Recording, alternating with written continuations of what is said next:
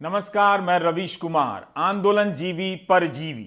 राज्यसभा में प्रधानमंत्री की इस व्याख्या को नजरअंदाज नहीं किया जा सकता है। किसी भी आंदोलन में बाहरी तत्वों की पहचान की परंपरा बिल्कुल नई नहीं है, लेकिन किसान आंदोलन के संदर्भ में प्रधानमंत्री की यह बात वहां तक जाती है जहां से गोदी मीडिया ने पहले ही दिन से किसान आंदोलन को आतंकवादी और विदेशी साजिश का हिस्सा करार देना शुरू किया था। दूसरी तरफ से देखें तो गोदी मीडिया की जो मान्यता रही है उसे आज प्रधानमंत्री ने सैद्धांतिक जामा पहना दिया। राष्ट्रपति के अभिभाषण पर उनके जवाब में कृषि कानून की पृष्ठभूमि और तमाम दावों की अलग से परख हो सकती है, लेकिन एक आंदोलन को देखने की जो उन्होंने बुनियाद रखी है उसकी समीक्षा पहले की जानी चाहिए। प्रधानमंत्री ने श्रमजीवी और बुद्धिजीवी से तुक मिलाते हुए आंदोलन जीवी परजीवी तो कह दिया। उम्मीद है कोई इसी तरह की तुकबंदी मिलाकर श्रमजीवी को परजीवी ना कह दे। प्रधानमंत्री के अनुसार वैचारिक स्टैंड लेना भी परजीवी होने के लक्षण हैं।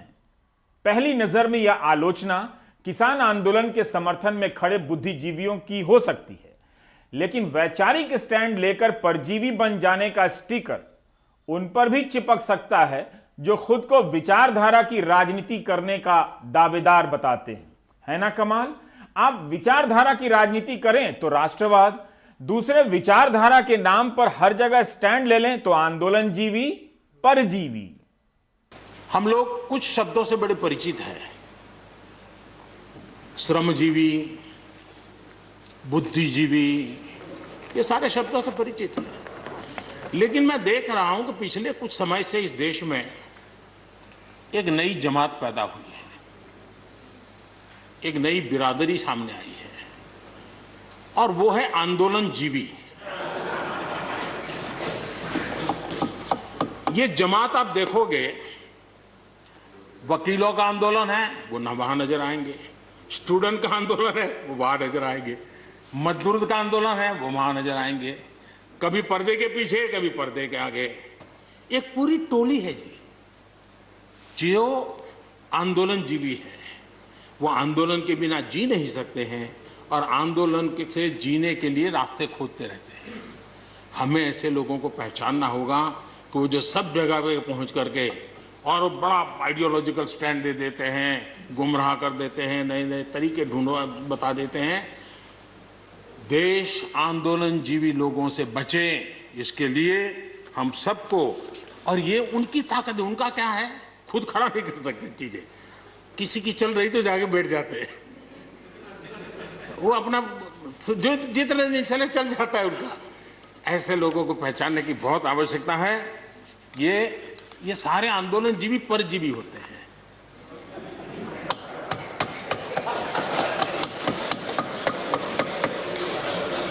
और यहां पर सब लोगों को मेरी बात से आनंद इसलिए होगा कि आप जहां जहां सरकारें चलाते होंगे आपको भी ऐसे परजीवी आंदोलन जीवियों का अनुभव होता हो। आंदोलन जीवी परजीवी क्या होता है?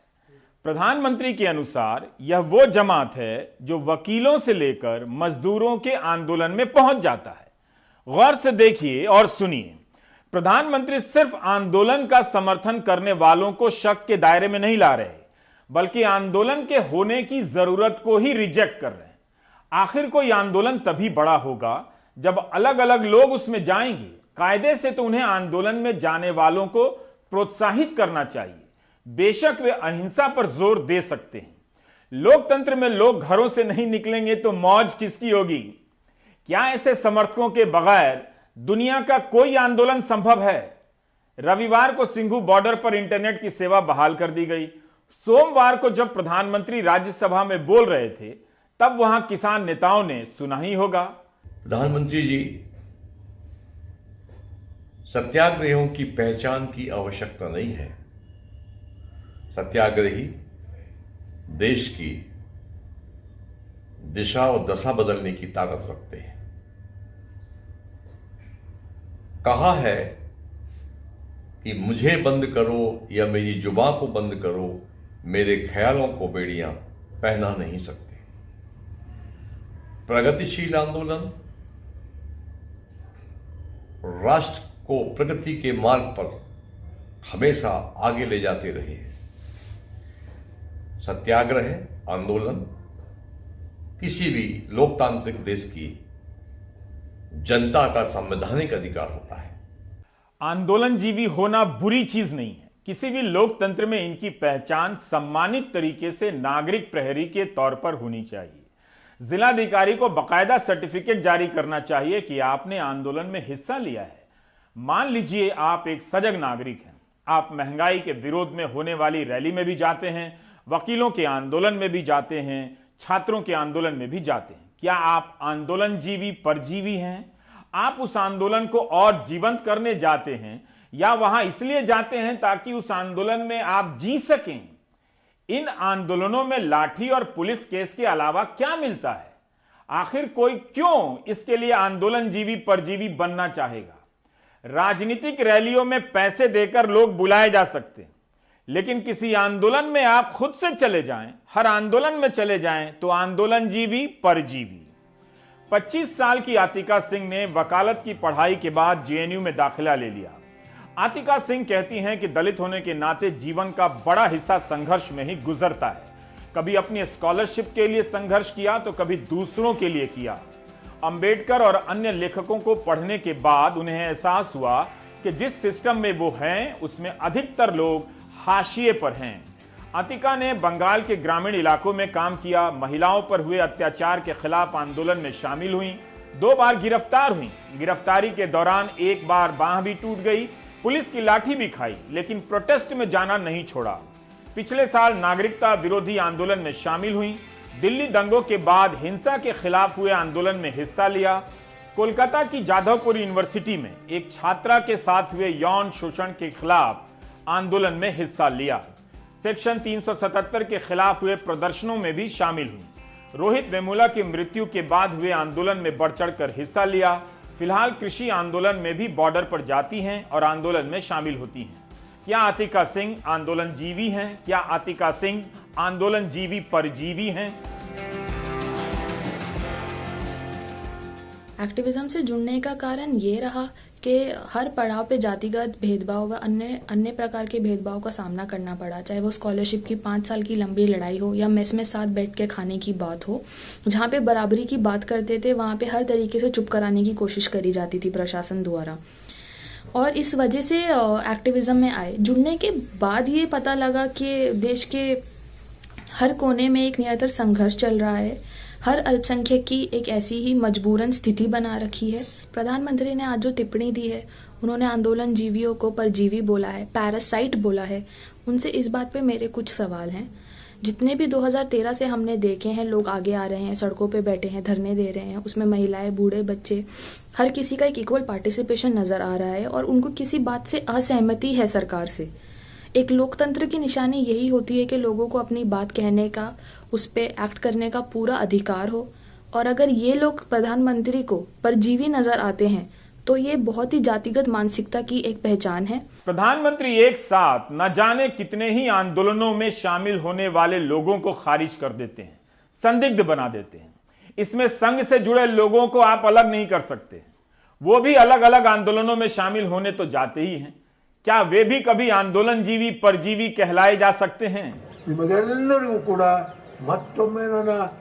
बेंगलुरु में 26 जनवरी को किसान आंदोलन की सभा में नीचे बैठे यह शख्स क्या आजाद भारत में आंदोलनजीवी परजीवी कहलाए जाएंगे? कहने से पहले जान लीजिए कि कौन है। इनका नाम एच.एस. दोरेस्वामी है। इस 10 अप्रैल को 104 साल के होने वाले हैं। दोरेस्वामी 1942 के भारत छोड़ो आंदोलन में जेल गए थे। आजादी के बाद बेंगलुरु में गांधी जी से मिले थे। मैसूर ने भारत में शामिल होने से इनकार किया तो उसके खिलाफ आंदोलन किया और उसमें भी जेल गए। भूदान आंदोलन में हिस्सा लिया, आपातकाल में जेल गए, नागरिकता कानून के विरोध में हुए प्रदर्शनों में हिस्सा लेने गए। हर बड़े सामाजिक मुद्दों के प्रदर्शन में शामिल होते रहे हैं। पर्यावरण से जुड़े प्रदर्शनों में जाते ही जाते हैं। 104 साल के होने वाले एच.एस. दोरेस्वामी का धरना प्रदर्शनों में जाना अभी तक नहीं रुका है। वो आराम से बिस्तर पर पड़े रह सकते थे, लेकिन लोकतंत्र को जिंदा रखने के लिए जाते रहे। क्या इन्हें भी आंदोलनजीवी परजीवी कहा जा सकता है? कायदे से एच.एस. दोरेस्वामी को भारत रत्न मिलना चाहिए, नोबेल पुरस्कार मिलना चाहिए। आंदोलन जीवी परजीवी कहना बता रहा है कि प्रधानमंत्री किसी आंदोलन में लोगों की भागीदारी को कैसे देखते हैं। एक बार उन्होंने कपड़ों से देखा था, उस समय देश में नागरिकता कानून के विरोध में आंदोलन चल रहा था। भाइयों बहनों, ये जो आग लगा रहे हैं, टीवी पे उनके जो दृश्य आ रहे हैं, ये आग लगाने वाले कौन है वो उनके कपड़ों से ही पता चल जाता है। प्रधानमंत्री के भाषण का यह हिस्सा चिंताजनक है। किसी को भी सुनते हुए पहली बार में लग सकता है कि कोई शानदार बात कही जा रही है, जबकि नहीं है। आप देखेंगे कि प्रधानमंत्री राज्य की तरफ से हुए जबरदस्ती और हिंसा के प्रदर्शन की कोई बात नहीं करते हैं।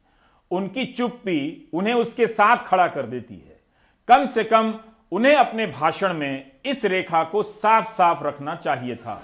संयुक्त किसान मोर्चा का दावा है कि किसान आंदोलन में अब तक 214 किसानों की मौत हो चुकी है। बुजुर्ग किसानों की तकलीफ पर द्रवित प्रधानमंत्री का दिल 214 किसानों की मौत पर द्रवित होने से रह गया। यही नहीं, जब किसानों को दिल्ली आने से रोका गया, आने के रास्ते में गहरी खाई खोद दी गई, भीमकाय बोल्डर लगा दिए गए और बैरिकेड पर कटीली तारें। 2 महीने बाद जब दिल्ली की सीमाओं पर कीले गाड़ दी गई, कटीली तारों का जाल बिछा दिया गया, 13 तरह के लेयर के बैरिकेड बना दिए गए और आंदोलन स्थल के आसपास इंटरनेट सेवाएं बंद कर दी गई, तब प्रधानमंत्री ने यह नहीं कहा कि क्या शास्त्री जी होते तो ऐसा होने देते। उन्होंने कानून बनाने की चुनौती की तुलना शास्त्री जी के समय से कर डाली, लेकिन क्या शास्त्री जी के रहते उनके शासन का राज्य किसानों के सामने कीले गाड़ता, कटीली तारों का जाल बिछाता? प्रधानमंत्री के भाषणों में फूल तो थे, लेकिन वो कागज के फूल थे। जो कांटे थे वो दिल्ली की सरहद पर लगे थे। प्रधानमंत्री ने किसी आंदोलन को देखने का एक महत्वपूर्ण वैचारिक हस्तक्षेप किया है। यह इतना साधारण हस्तक्षेप नहीं है। गोदी मीडिया जिस नजरिए से किसानों को देख रहा था, बीजेपी के सांसद और नेता, यहां तक मंत्री भी वही भाषा बोलने लगे। उस भाषा की प्रधानमंत्री ने आलोचना नहीं की, लेकिन किसान आंदोलन के एक हिस्से की उनकी आलोचना में उसी भाषा की झलक मिलने लगी। बस शब्द दूसरे थे, आंदोलन जीवी परजीवी। 2012 के साल में जब निर्भया के इंसाफ के लिए यही जमात रायसीना हिल्स के सीने तक पहुंच गई थी, अव्वल तो आज यहां तक किसी को आने नहीं दिया जाएगा, और लोग चले भी गए तो गोदी मीडिया के एंकर स्टूडियो से गोली मार देने के नारे लगाएंगे। यहां जो लोग आए थे वही थे जो हर तरह की नाइंसाफी के खिलाफ सड़क पर निकल पड़ते हैं। उनके निकलने के बाद वो भी आ गए जो कभी किसी आंदोलन में नहीं आए। 76 दिनों से किसान दिल्ली की सीमा पर हैं। दिल्ली आने की इजाजत नहीं मिली, यह सब अब सपने जैसा लगेगा। रामलीला मैदान में किसानों के आने की इजाजत नहीं दी गई, लेकिन तब रामलीला मैदान में हफ्तों अन्ना आंदोलन चलता रहा। इस आंदोलन में हर तरह के लोग गए, और वो भी जो हर तरह के आंदोलनों में जाते रहे। तब तो इन्हें किसी ने आंदोलन जीवी परजीवी नहीं कहा। कई जानकार तो यह भी लिखते हैं कि इस आंदोलन को संघ ने सपोर्ट किया पीछे से। क्या प्रधानमंत्री के अनुसार तब संघ ने आंदोलन जीवी और परजीवी का काम किया होगा? नागरिकता कानून के विरोध में जब दिल्ली में आंदोलन हो रहे थे, तब उन्हें गोली मारने के नारे कौन लगा रहे थे? बीजेपी के लोग लगा रहे थे।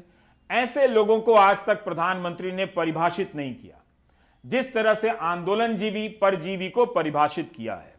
यही नहीं, विदेशों में मिल रहे इस आंदोलन के समर्थन को भी उन्होंने एक नया टर्म दिया है। उसी प्रकार से एक नया मैं चीज देख रहा हूं। देश प्रगति कर रहा है, हम एफडीआई की बात कर रहे हैं, फॉरेन डायरेक्ट इन्वेस्टमेंट, लेकिन मैं देख रहा हूं इन दिनों एक नया एफडीआई मैदान में आया है। ये नए एफडीआई से देश को बचाना चाहिए। एफडीआई चाहिए, फॉरेन डायरेक्ट इन्वेस्टमेंट, लेकिन ये जो नया एफडीआई नजर का आ रहा है, ये नए एफडीआई से जरूर बचना होगा। और ये नया एफडीआई है foreign destructive ideology, foreign destructive ideology. और इसलिए इस एफडीआई से देश को बचाने के लिए हमने और जागरूक रहने की जरूरत है। क्या किसान आंदोलन के पीछे विदेशी विध्वंसकारी विचारधारा है? फॉरेन डिस्ट्रक्टिव आइडियोलॉजी है? क्या हमारा किसान इतना खुदगर्ज है कि वह अपने आंदोलन में विदेशी विध्वंसकारी विचारधारा को जगह देगा? क्या हमारा किसान इतना नासमझ है कि वह एफडीआई फॉरेन डिस्ट्रक्टिव आइडियोलॉजी की चपेट में आ जाएगा? तो फिर सरकार के समर्थन में ट्वीट करने वाले इन फिल्मकारों और खिलाड़ियों को क्या कहा जाए? क्या इन्हें सरकार जीवी परजीवी कहा जा सकता है? क्या इनके समर्थन को परजीवी होने की नजर से देखना गलत होगा? प्रधानमंत्री का यह भाषण आंदोलनों के इतिहास से अनजान रहा, खाली भी विचारों की आवाजाही होती रहती है।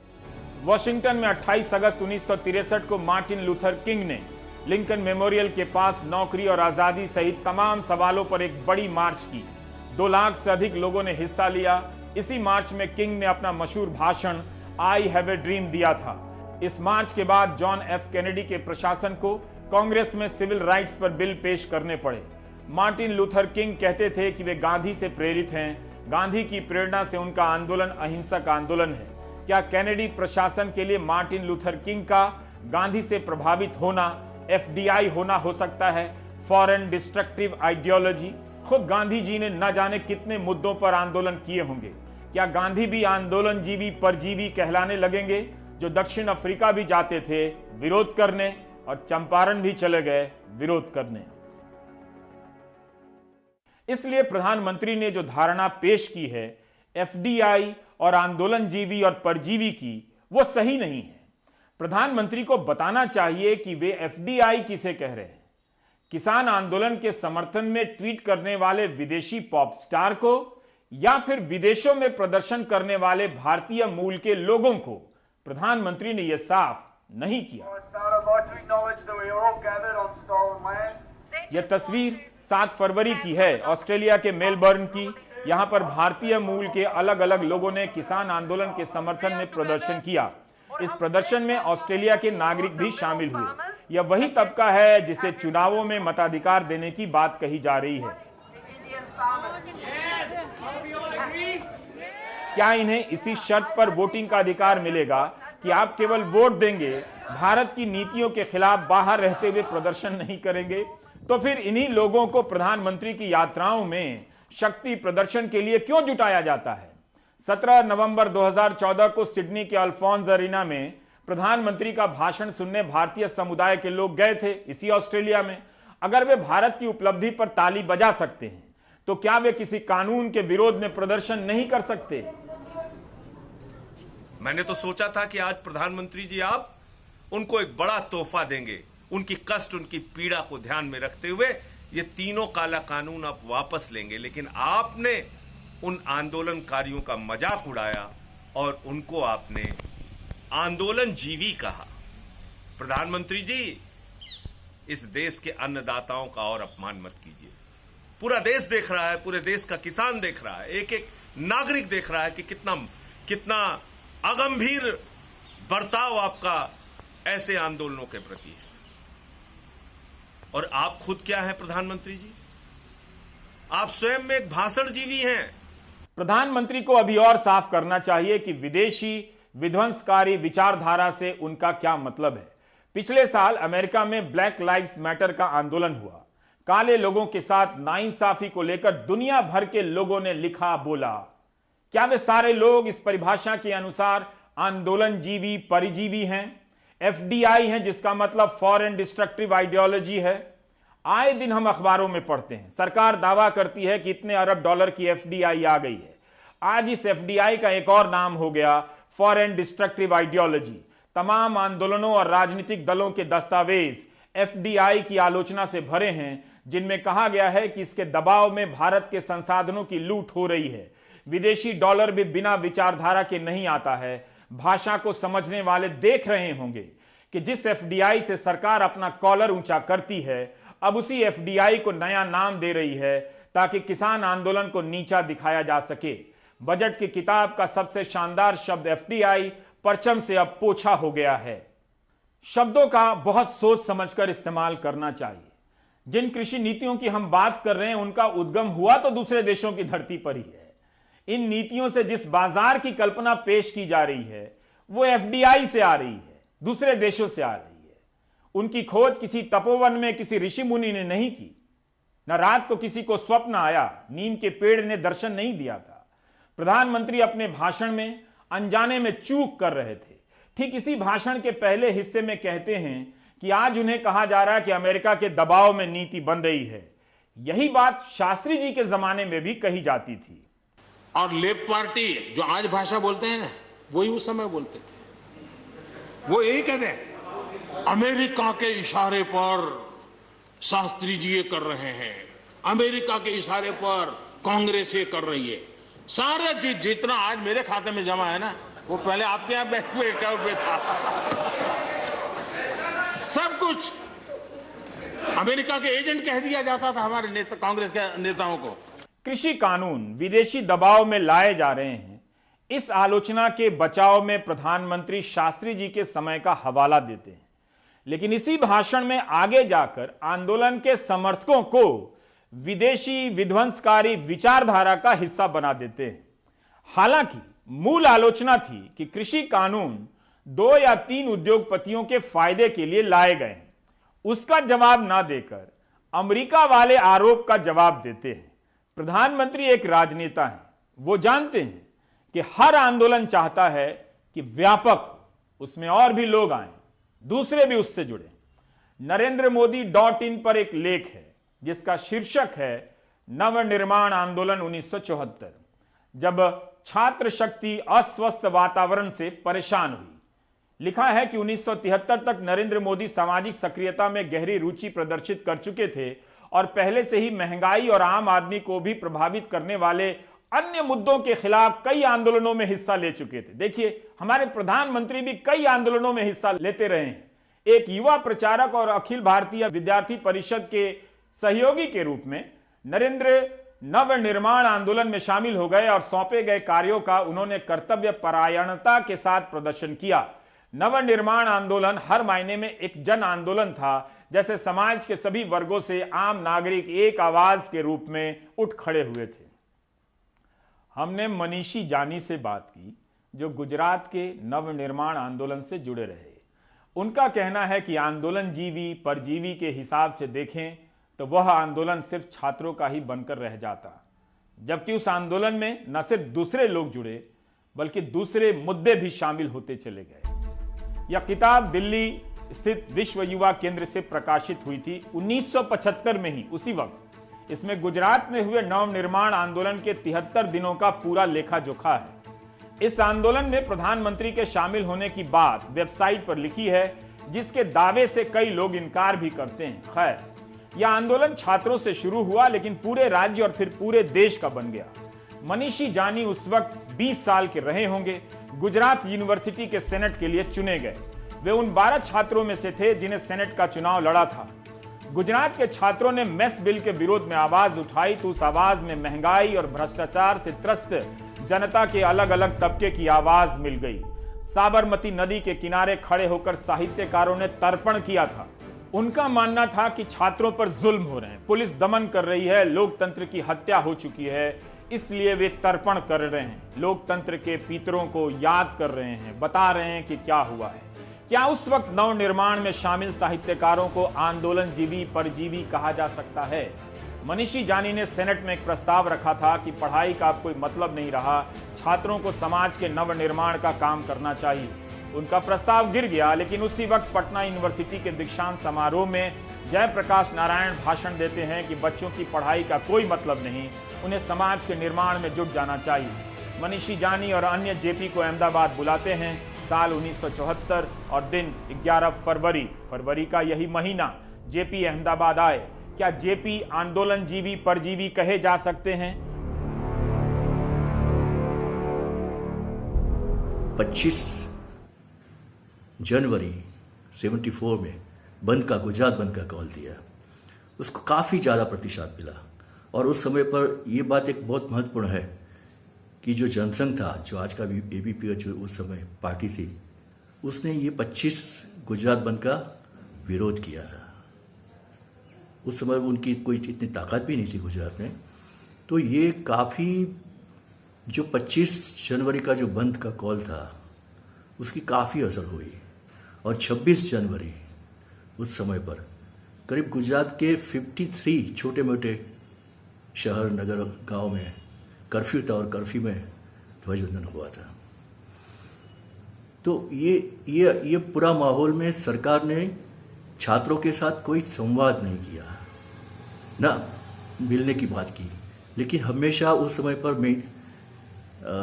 मीसा आंतरिक सुरक्षा धारा में अरेस्ट किया, छात्रों को अरेस्ट किया, टीचर्स को अरेस्ट किया, स्टूडेंट लीडर्स को अरेस्ट किया, लेकिन संवाद नहीं किया और पुलिस दमन से काम किया, फायरिंग ज़्यादा सारी हुई। तो ये आंदोलन बढ़ता गया। उस समय पर समाज के बहुत सारे तबकों के लोग साथ हुए थे, जैसे जन आंदोलन हो गया था, नवनिर्माण छात्र आंदोलन एक जन आंदोलन बन गया था। बहुत सारे कवियों ने भी सरकार के खिलाफ नदी के किनारे जाकर स्नान किया था, कविताएं लिखी थी। कल छात्रों की फीस बढ़ जाती है, नौकरी नहीं मिलती है, वे आंदोलन करते हैं, पुलिस उन्हें मारती है, आप चुप रहेंगे? क्या आपको कोई आंदोलन जीवी परजीवी ना कह दे? क्या आप उन्हें समर्थन देने नहीं जाएंगे? प्रधानमंत्री कहते हैं कि देश आंदोलन जीवी लोगों से बचे। क्यों बचे?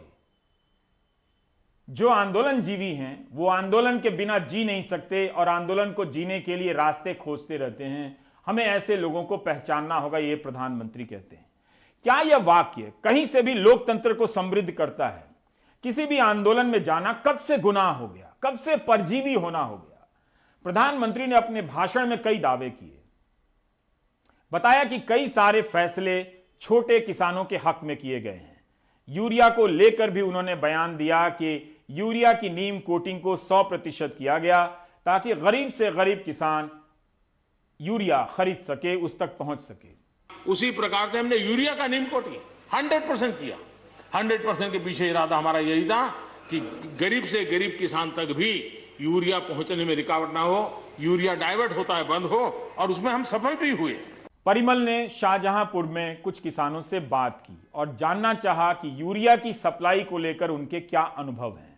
यूरिया कर्ज नहीं मिलता। यूरिया जो स्टेट गवर्नमेंट की बढ़ाई हुई एक सहकारी समिति है, जैसे हमारे GSS है, गंगानगर केंद्रीय सहकारी समिति, उसमें यूरिया का जो सरकार से वो राजस्थान गवर्नमेंट का है उससे छोटा कर्जा मिलता है।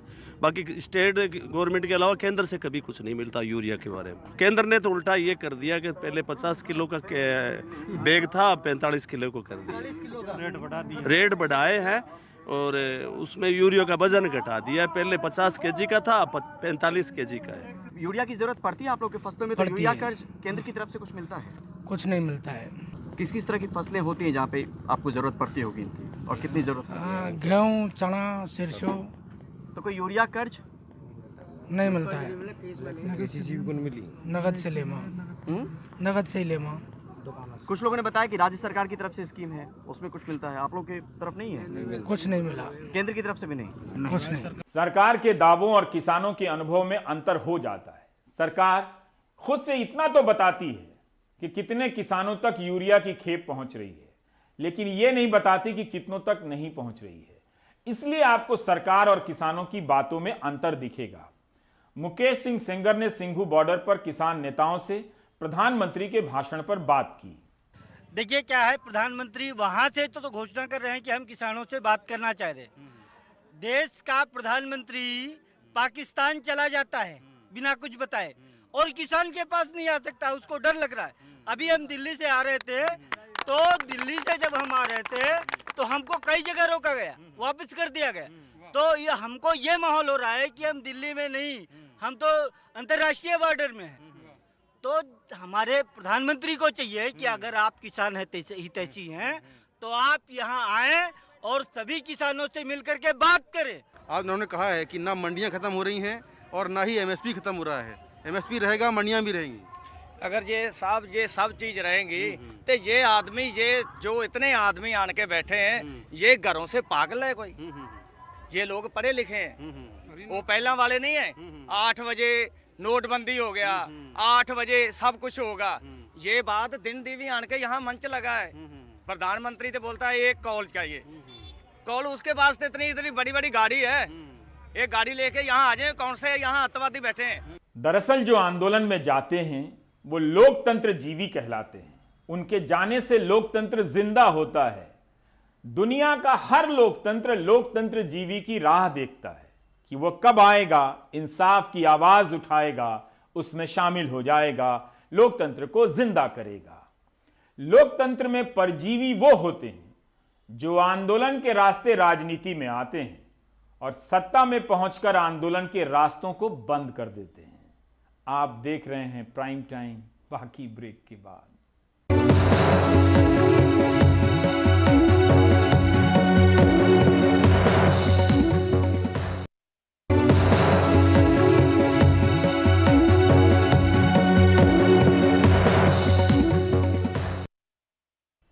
सबसे ज्यादा कोविड वैक्सीन लगाने वाले देशों की सूची में भारत तीसरे नंबर पर पहुंच चुका है। 23 दिनों में 58 लाख से ज्यादा हेल्थ केयर और फ्रंटलाइन वर्कर्स को वैक्सीन लग चुकी है। लेकिन महाराष्ट्र में रजिस्टर्ड हेल्थ वर्कर में 44% को ही टीके लगे हैं। निजी अस्पतालों में सर्कुलर के जरिए स्वास्थ्य कर्मियों पर दबाव बनाने की कोशिश हो रही है और आईएमए महाराष्ट्र इस दबाव को सही भी बता रहा है। कोविड-19 का टीका लेने से बच रहे अपने स्वास्थ्य कर्मियों के लिए पुणे के एक निजी अस्पताल ने इस तरह का सर्कुलर जारी किया है, बताते हुए कि सभी कर्मचारियों को वैक्सीन लेनी है। जो नहीं लेंगे उन्हें वाजिब स्वास्थ्य की वजह बतानी होगी, नहीं तो उन्हें कोरोना होने की सूरत में अस्पताल की सेवाएं नहीं मिल पाएंगी। अस्पताल उनका खर्च भी नहीं उठाएगा। इंडियन मेडिकल एसोसिएशन के महाराष्ट्र प्रवक्ता इस दबाव को सही बता रहे हैं। और ये बिल्कुल सही है। ये इन कर्मचारियों को अस्पतालों ने उनका काउंसलिंग किया है, उनको सब बताया ये वैक्सीन लेना कैसे सेफ है। डॉक्टरों ने खुद वैक्सीन लिया है, फिर भी जो हेल्थ वर्कर्स है वो खुद लेना नहीं चाहते। लेकिन आईएमए के कहने के बावजूद मुंबई के डॉक्टर हमजा जैसे कई स्वास्थ्य कर्मी अभी तक वैक्सीन लेने के लिए भरोसा नहीं जुटा पाए हैं। वैक्सीन के लिए अभी नाम तो फर्स्ट डे पे ही आ गया था, बट मैंने पर्सनली वैक्सीन अब तक लिया नहीं हूँ, क्योंकि मेरे पर्सनल रीजंस के अभी मेरे को पहले देखना है कि आफ्टर 1 मंथ और समथिंग के कुछ साइड इफ़ेक्ट्स आते हैं या नहीं आते हैं या क्या है, क्योंकि अभी इंडिया का 3rd फेज ट्रायल अभी चल रहा है, तो इसलिए मैंने तो वैक्सीन लिया नहीं पर्सनली। हालांकि मुंबई में वैक्सीन के लिए मना करने वालों को 3 मौके दिए जा रहे हैं। हर एक बंदा जो रिफ्यूज़ करता है उन्हें 3 मैसेजेस आएंगी, 3 कॉल्स आएंगे, और अगर फिर भी वो आगे नहीं आए तो 3 कॉल्स के बाद वो डिफॉल्टर लिस्ट में जाएंगे। लेकिन किसी तरह का एक्शन तो उन पर नहीं लिया जाएगा? नहीं, कोई एक्शन नहीं होगा। और कोई भी बंदा अगर आता है, रजिस्टर करता है, बूथ तक आता है, वैक्सीनेशन बूथ तक आता है, वहाँ जाकर उनको लगता है कि नहीं मुझे नहीं लेनी है, so they are free to walk away. देश में 96 लाख स्वास्थ्य कर्मियों ने टीके के लिए रजिस्ट्रेशन कराया। इनमें से 58 लाख को टीका लग चुका है, यानी 60% को, जबकि महाराष्ट्र में 10,54,000 लोगों ने रजिस्टर कराया, लेकिन 4,73,000 को ही टीका लग पाया, यानी करीब 44% को। मुंबई में अब तक करीब 80,000 को ही टीका लग पाया है, जो लक्ष्य का बस 20% है। मुंबई के एडिशनल म्युनिसिपल कमिश्नर कहते हैं धीरे धीरे झिझक खत्म हो रही है, सेंटर बढ़ाए गए हैं और जल्द तीसरे फेज की शुरुआत होगी। हमने शुरुआत में 9 सेंटर और 40 यूनिट बनाए थे, अभी हमने उसे बढ़ोतरी करके 21 सेंटर और 114 यूनिट बना दिए हैं, ताकि ज़्यादा से ज़्यादा लोगों तक हम पहुंच सकें। शुरुआत में कुछ झिझक थी और इस प्रकार से हम वैक्सीनेशन प्रोसेस जल्दी से जल्दी खत्म करने का हमारा प्रयास है, ताकि हम तीसरे चरण का भी शुरुआत जल्दी से कर सकें। मार्च मध्य तक तीसरे फेज की शुरुआत हो सकती है, जिसमें 50 साल से ऊपर और दूसरी बीमारियों से ग्रसितों को टीका लगना है। लेकिन टारगेट हासिल करने का प्रतिशत देख साफ जाहिर होता है कि अभी लोगों की आशंकाएं दूर करने में प्रशासन और सरकार को और मेहनत करनी है। मुंबई से पूजा भारद्वाज की रिपोर्ट, एनडीटीवी इंडिया के लिए।